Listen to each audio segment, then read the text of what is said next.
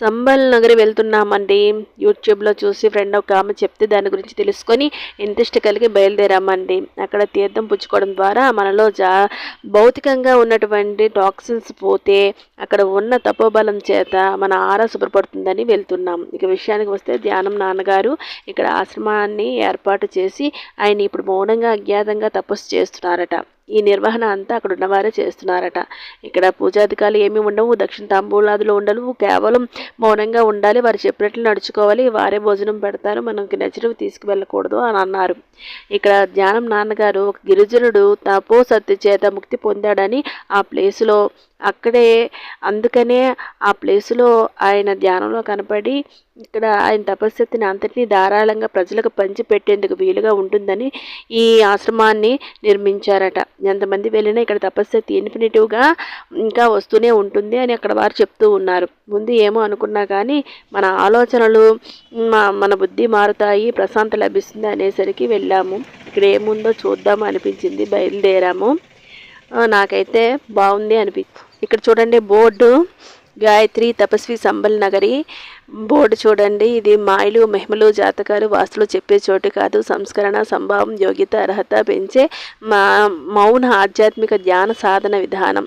మౌనంగా ఉండగలిగిన వారే లోపలికి ప్రవేశించాలి. వట్టి చేతులతో రండి, దైవశక్తితో వెళ్ళండి. ఇది ఇక్కడ స్లోగన్స్. లోపలికి వెళ్ళాము. ఇక్కడ ముందుగా లోపలికి ప్రవేశించగానే గోమాతలు ఎదురవుతాయి.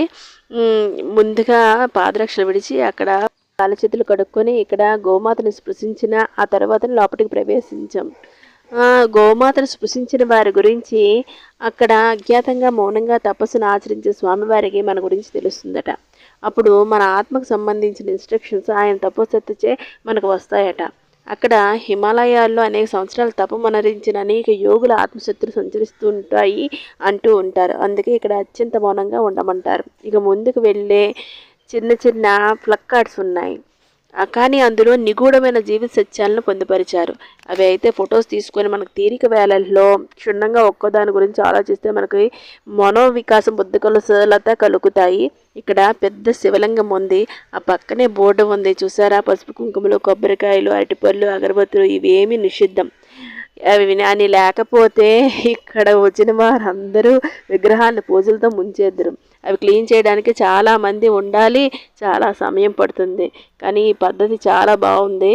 పర్వదినాలప్పుడు ప్రతి పౌర్ణమికి కార్తీక పౌర్ణమికి విశేషంగా పూజలు చేస్తారు, అందరూ రావచ్చు. ఈ శివలింగం టన్ను బరువు ఉంటుందట. వీటన్నిటినీ విగ్రహాలన్నింటినీ తాకి దండం పెట్టుకోవాలని చెప్తూ ఉంటారు. ఓన్లీ గంగాభిషేకమే జరుగుతూ ఉంటుందండి. ఇకపోతే ఇక్కడ సూర్యనారాయణమూర్తి విగ్రహం ఉంది. ఆ విగ్రహాన్ని పట్టుకొని మనం ఏదైనా కోరికలు కోరితే అవి తీరితే బూరెలు విసిరాలట. ఆదివారం నాడు అక్కడ విశిష్టత ఉంది. ఎందుకంటే ఇక్కడ ధ్యానం నాన్నగారు సూర్యోపాసన చేసేవారట. ఇప్పటికీ జరుగుతూ ఉంటుందట అంతర్గతంగా.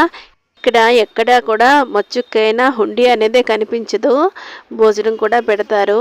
అక్కడ జనాలు చూసారుగా, ప్రతిరోజు ఇక్కడ వనమూలికలతో తపోశక్తిని దారపోసి తీర్థం తయారు చేసి ఇస్తారు.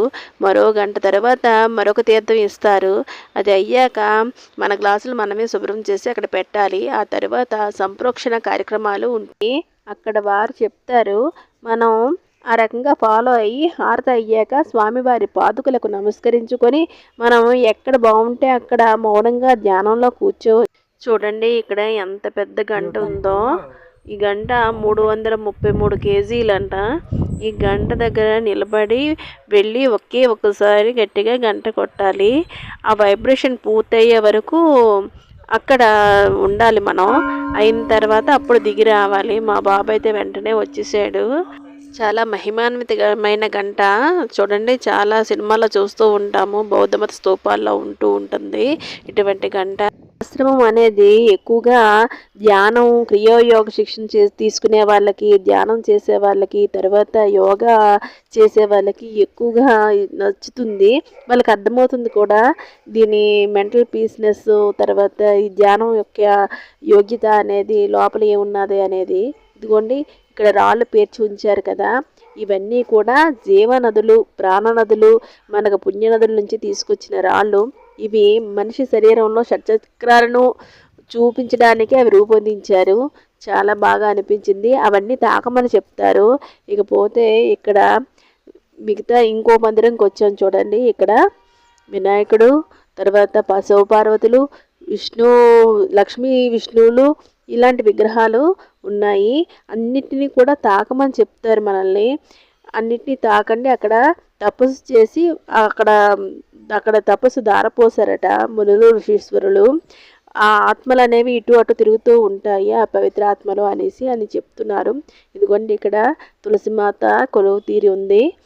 చక్కగా అలంకరించారు. మనకులాగా పసుపు కుంకాలు లేవు కదండి, నీట్గా ఉంది. ఈ ఆశ్రమంలో సాత్విక ఆహారం పెడతారండి. మనం బయట నుంచి తెచ్చుకునేటటువంటి జంక్ ఫుడ్ గట్ట ఇక్కడ ఏమి తినేవారు. అక్కడే వాళ్ళు ఫుడ్ పెడతారు.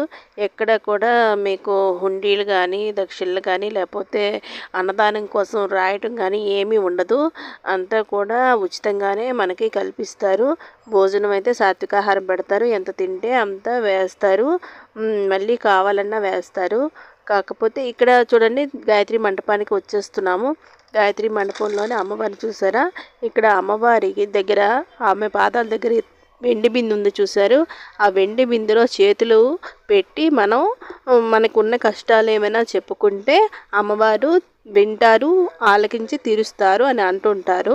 ఆ బిందులోని చేతులు పెట్టి కోరుకోవడం ఏమిటంటే దానికి రీజను కడుపులోని చేతులు పెట్టి మనకు కావలసినవి మనం తీసుకున్నట్లు అని అంటూ ఉంటారు. అయితే ఇక్కడ అమ్మవారి విషయానికి వస్తే ఇక్కడ అమ్మవారి దగ్గర ఒకరైతే కాదు, ఒక 10 మంది నుంచి 20 మంది వరకు మహిళలకు ఒక రాత్రి నిద్ర చేయడానికి అవకాశం ఇస్తారట. ఆ అవకాశం ఇచ్చేటప్పుడు వాళ్ళు కూడా కొన్ని నియమ నిబంధనలు ఉన్నాయి. అవి ఏంటంటే వాళ్ళు నైటీలు అనేవి వేసుకోకూడదు, మామూలుగా సాంప్రదాయ వస్త్రాలు ధరించాలి. అంటే చీర లేదంటే పంజాబ్ డ్రెస్ వేసుకోవచ్చట. వేసుకొని ఒక రాత్రి అయితే ఒక 10 నుంచి 20 మంది మహిళలకి అక్కడ అవకాశం ఉంది. ఏసీలు కూడా ఉన్నాయి. అక్కడ లాక్ కూడా మనకే ఇచ్చేస్తారు. అక్కడ మనం పడుకుంటాము. ఉదయం లేచి అంటే మన బెడ్డింగ్లు అవి మనమే తెచ్చుకోవాలి. ఉదయం 4 o'clock కల్లా లేచిపోవాలి.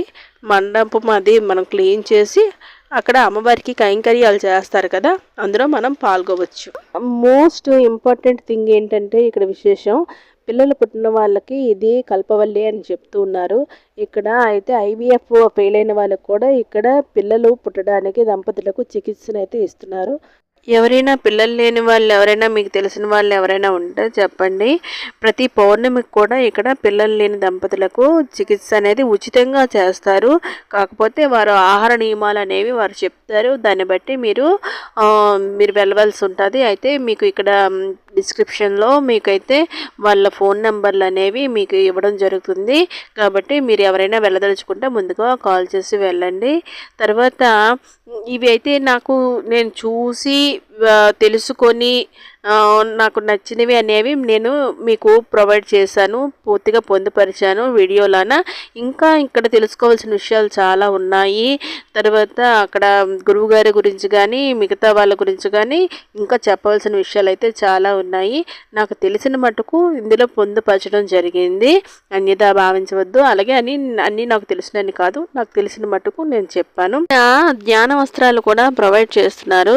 అవి కూడా చిన్నపిల్లలకి, తర్వాత గర్భిణీలకు, తర్వాత ఆరోగ్యం బాగోలేని వాళ్ళకి మాత్రమే ఇస్తున్నారు. అయితే మళ్ళీ నెక్స్ట్ వీడియోలో మళ్ళీ కలుద్దాము. సర్వేజన సుఖనో భవంతు. Like, share, subscribe.